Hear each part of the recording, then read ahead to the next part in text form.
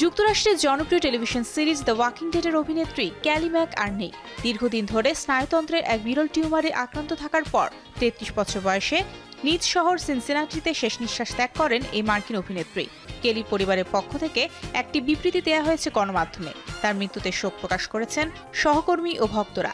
শৈশবে জন্মদিনে উপহার পাওয়া একটি ছোট্ট ভিডিও ক্যামেরায় কেলির জীবনে অভিনয়ের প্রতি ভালোবাসার জন্ম দেয়। অল্প বয়সে বিজ্ঞাপন চিত্রে কাজের মাধ্যমে মিডিয়ায় পা রাখেন। এরপর একে একে কাজ করেন বিভিন্ন সিরিজ ও শর্ট ফিল্মে। দ্য ওয়াকিং ডেড ছাড়াও শিকাগো মেড 911 সিরিজে তার উপস্থিতি দর্শক প্রশংসিত হয়। অভিনয়ের পাশাপাশি প্রযোজনার কাজেও যুক্ত ছিলেন কেলি। তার অভিনয় জীবনের পরিধি ছিল বিস্তৃত।